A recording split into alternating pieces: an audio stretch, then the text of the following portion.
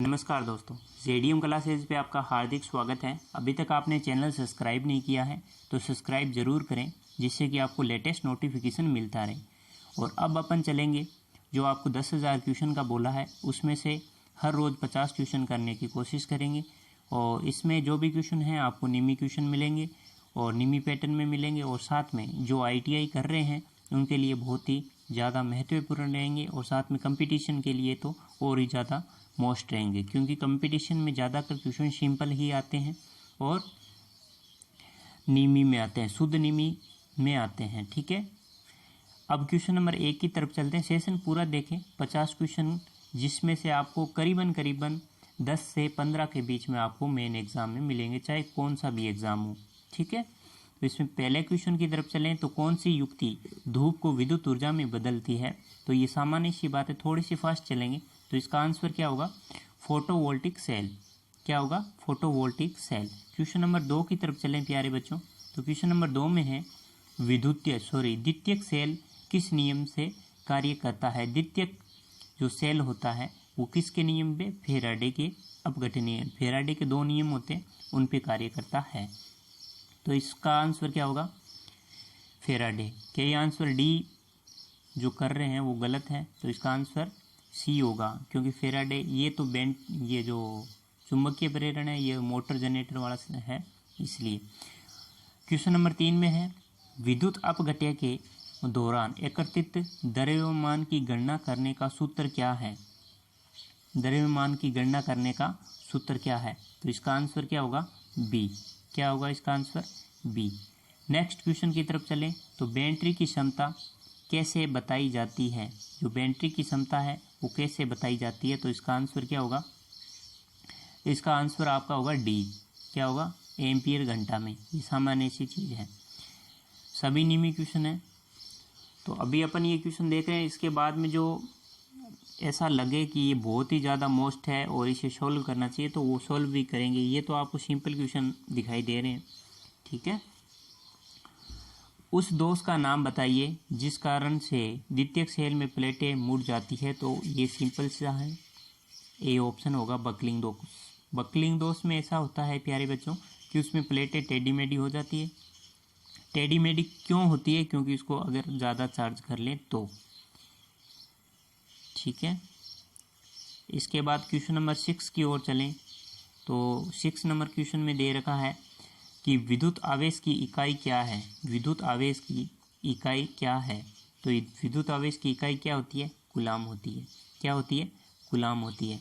तो D answer एकदम right होता है। ठीक है, क्वेश्चन नंबर 7 की तरफ चलें तो लिथियम सेल। क्वेश्चन नंबर 7 में देख सकते हो आप, लिथियम सेल का निर्गत का मतलब आउटपुट वोल्टेज कितना होता है। तो इसका आंसर क्या होगा? डी। क्या आंसर होगा? डी। नेक्स्ट क्वेश्चन नंबर 8 की तरफ चलें तो क्वेश्चन नंबर 8 में है कि कम समय में उच्च दर से बैटरी आवेशित करने हेतु कौन सी विधि अपनाई जाती है। कम समय में उच्च दर से बैटरी आवेशित करने हेतु कौन सी विधि अपनाई जाती है? कौन सी अपनाई जाती है? ये होती है बूस्ट विधि। बी ऑप्शन एकदम सही है, आवेशन। ठीक है, नेक्स्ट क्वेश्चन नंबर 9 की तरफ चलें तो कार्बन जस्ता शुष्क सेल में कौन सा विद्युत अपघट्य उपयोग किया जाता है। तो आंसर क्या होगा? बी। क्या होगा? बी एकदम राइट आंसर होगा। नेक्स्ट क्वेश्चन की तरफ चलें तो नेक्स्ट क्वेश्चन में है कि द्रवों में विद्युतीय धारा प्रवाहित होना कौन सा प्रभाव है। द्रवों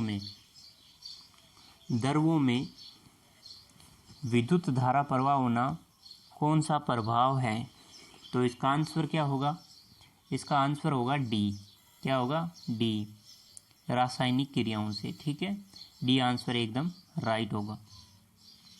नेक्स्ट क्वेश्चन नंबर की तरफ चलें तो क्वेश्चन नंबर 11 है।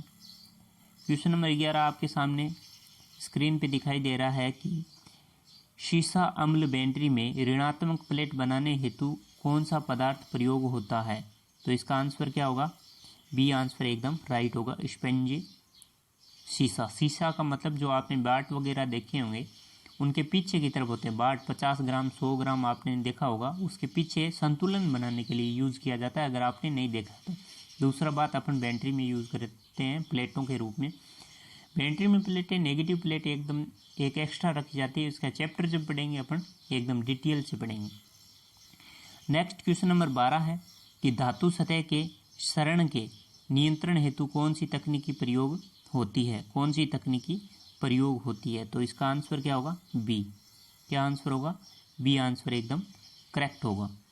नेक्स्ट क्वेश्चन की तरफ चलें तो नेक्स्ट क्वेश्चन में है कि डिजिटल घड़ियों में सामान्यतः कौन से सेल प्रयोग होता है। सामान्यतः कौन सा सेल प्रयोग होता है। तो कौन सा सेल प्रयोग होता है, ये होता है मरकरी, पारे वाला। ठीक है। इसके बाद में क्वेश्चन, नेक्स्ट क्वेश्चन की तरफ चलें तो नेक्स्ट क्वेश्चन में है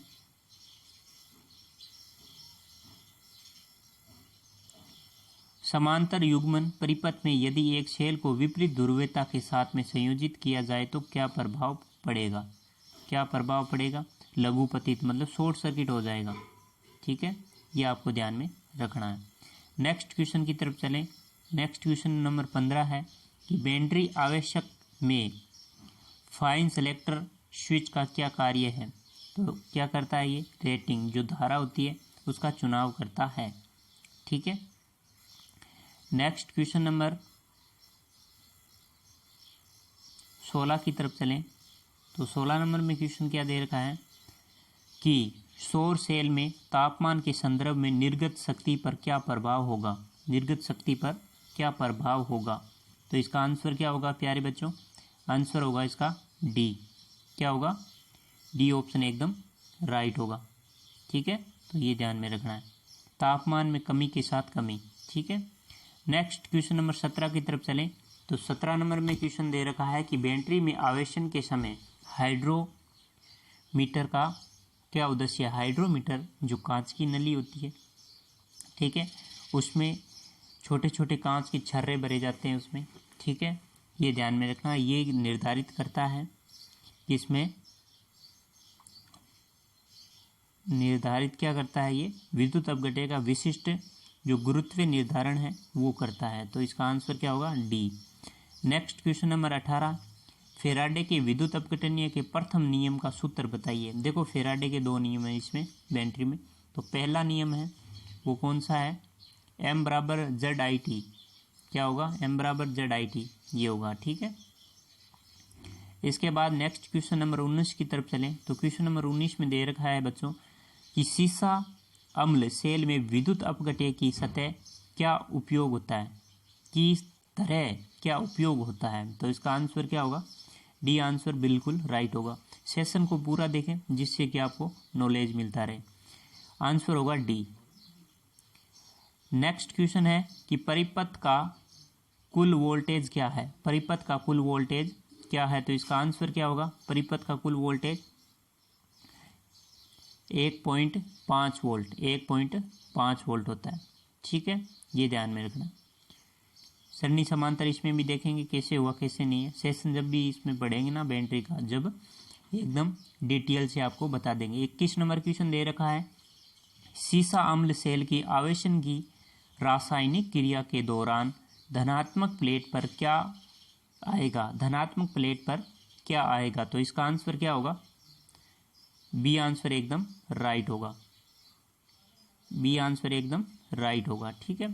नेक्स्ट क्वेश्चन नंबर 22 की तरफ चलें तो क्वेश्चन नंबर 22 में है कि बैटरी के आवेशन के दौरान वेंट प्लग को खुला क्यों रखा जाता है। वेंट प्लग को खुला क्यों रखा जाता है। तो गैसों को स्वतंत्रता पूर्वक बाहर निकलने के लिए वेंट प्लग का मतलब ऊपर वाले जो ढक होते हैं ना उनको बोलते हैं। ठीक है। तो इसका आंसर क्या होगा, इसका आंसर होगा ए। क्या होगा इसका आंसर, ए। नेक्स्ट क्वेश्चन नंबर की तरफ चलें तो नेक्स्ट क्वेश्चन है अपने पास में क्वेश्चन नंबर 23। क्वेश्चन नंबर 23 में है कि कौन सी विधि में बैटरी को कम धारा पर लंबे समय तक आवेशित किया जा सकता है। लंबे समय तक तो ट्रिकल चार्जिंग होती है, ये ध्यान में रखना है। ठीक है, आवेशन विधि। नेक्स्ट क्वेश्चन है कि सीसा अम्ल बैटरी में कठोर सल्फेशन दोष को कैसे जाना जाता है। कैसे जाना जाता है। तो इसका आंसर क्या होगा? सी आंसर बिल्कुल राइट होगा। ठीक है, नेक्स्ट क्वेश्चन की तरफ चलेंगे। सेशन थोड़ा लंबा हो जाएगा इसलिए अपन फास्ट चल रहे हैं। 25 नंबर में है सिल्वर ऑक्साइड बैटरी में कौन सा पदार्थ कैथोड इलेक्ट्रोड की तरह उपयोग किया जाता है? कैथोड इलेक्ट्रोड के रूप में प्रयोग किया जाता है। तो ए ऑप्शन एकदम राइट होगा आपका। ठीक है, नेक्स्ट क्वेश्चन है चांदी का विद्युत रासायनिक तुल्यांक क्या है? चांदी का विद्युत रासायनिक तुल्यांक क्या है? तो इसका आंसर क्या होगा? डी आंसर बिल्कुल राइट होगा। ठीक है, ग्राम प्रति गुलाम। ठीक है, नेक्स्ट क्वेश्चन नंबर 27 की तरफ चलते हैं कि सीसा अम्ल सेल की बैटरी आवेशन की रासायनिक क्रिया के दौरान ऋणात्मक प्लेट पर क्या आएगा? ऋणात्मक प्लेट पर क्या आएगा? तो इसका आंसर क्या होगा? Lead sulphate. तो इसका आंसर क्या होगा? Lead sulphate. Next question number 28 की तरफ चलें तो 28 में सीसा अम्ल बैटरी में विभाजक का क्या उद्देश्य है? विभाजक का क्या उद्देश्य है? तो आंसर क्या होगा इसका? सी आंसर बिल्कुल राइट होगा। सी आंसर बिल्कुल राइट होगा। नेक्स्ट क्वेश्चन की तरफ चलें। नेक्स्ट क्वेश्चन में दे रखा है सीसा अम्ल बैटरी का विशिष्ट घनत्व मापने हेतु कौन से उपकरण का प्रयोग किया जाता है? विशिष्ट घनत्व मापने के लिए तो हाइड्रोमीटर का यूज होता है। ये 10 बार क्वेश्चन आया हुआ है, ये ध्यान में रखना। हाइड्रोमीटर, बैरोमीटर तो ऊंचाई मापने के लिए होता है, ये ध्यान में रखना। ठीक है, नेक्स्ट क्वेश्चन है इन्वर्टर परिपथ कौन सा है? इन्वर्टर परिपथ कौन सा है? तो इसका ये जो परिपथ है वो कौन सा है ये आपको बताना है। तो ये परिपथ कौन सा है? SCR वाला है। SCR जो सिलिकॉन कंट्रोल रेक्टिफायर होता है वो परिपथ है। ठीक है, नेक्स्ट क्वेश्चन नंबर 31 की तरफ चले तो सीसा अम्ल बैटरी में बकलिंग दोष का क्या प्रभाव पड़ता है? बकलिंग दोष का क्या प्रभाव पड़ता है? अपन ने पीछे भी क्वेश्चन पढ़ा था और ये भी आ गया। तो इलेक्ट्रोडों का मुड़ जाना, जो प्लेटें होती है वो टेढ़ी मेढ़ी हो जाना। ठीक है, नेक्स्ट क्वेश्चन नंबर 32 की तरफ चलें तो परिपथ का कुल निर्गत वोल्टेज क्या होगा? परिपथ का निर्गत वोल्टेज क्या होगा? तो इसका आंसर क्या होगा? डी। क्या आंसर होगा? डी।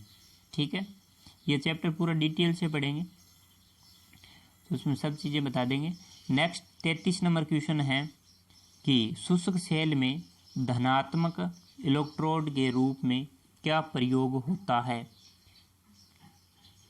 धनात्मक इलेक्ट्रोड के रूप में क्या प्रयोग होता है? तो इसका आंसर क्या होगा? बी आंसर बिल्कुल राइट होगा। कार्बन। शुष्क सेल में क्या होता है? कार्बन होता है। 34 नंबर क्वेश्चन चलें तो क्या लिखा हुआ है?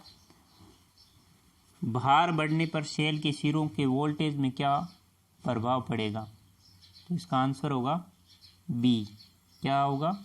बी, घटेगा। ठीक है, नेक्स्ट क्वेश्चन नंबर 35 की तरफ चलें तो वोल्टिक सेल में स्थानीय क्रिया दोष को कैसे रोका जाता है? स्थानीय क्रिया दोष को कैसे रोका जाता है? तो स्थानीय क्रिया दोष को रोकने के लिए क्या होता है? प्लेटों पर अम्लागामेशन करते हैं। तो इसका आंसर होगा डी, बिल्कुल राइट होगा। नेक्स्ट क्वेश्चन नंबर 36 की तरफ चलें तो क्वेश्चन नंबर 36 में है कि m बराबर जेड बटे में IT सूत्र में अक्सर जेड किसे इंगित करता है? तो इसका आंसर क्या होगा? बी आंसर बिल्कुल राइट होगा। बी आंसर बिल्कुल राइट होगा। ठीक है, ये ध्यान में रखना है आपको। नेक्स्ट क्वेश्चन नंबर 37 की तरफ चलें तो 37 नंबर में क्वेश्चन दे रखा है कि तांबे का विद्युत रासायनिक तुल्यांक क्या होता है? तो इसका आंसर क्या होगा? ए आंसर बिल्कुल राइट होगा। ए आंसर बिल्कुल राइट होगा। नेक्स्ट क्वेश्चन नंबर 38 की तरफ चलें तो क्वेश्चन नंबर 38 में सीसा एसिड बैटरी में बकलिंग दोष का कारण कौन सा होता है? बकलिंग दोष का कारण कौन सा होता है? तो बकलिंग दोष अति आवेशन या आवेशन, मैंने बताया था ज़्यादा चार्ज करने पर हो जाता है। तो इसका आंसर राइट होगा ए। नेक्स्ट है क्वेश्चन नंबर 39 नंबर में है बैटरी में आवेशन की चार्जिंग स्थिति की जांच करने के लिए किस उपकरण का उपयोग किया जाता है? तो किसका उपयोग किया जाता है?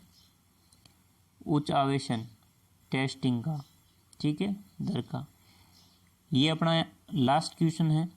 लास्ट क्वेश्चन में क्या दे रखा है, इलेक्ट्रोलाइटिसिस के दौरान कौन सा हिस्सा इलेक्ट्रॉन खो देता है, कौन सा खोता है, तो एनोड खोता है, कैथोड नहीं खोता है।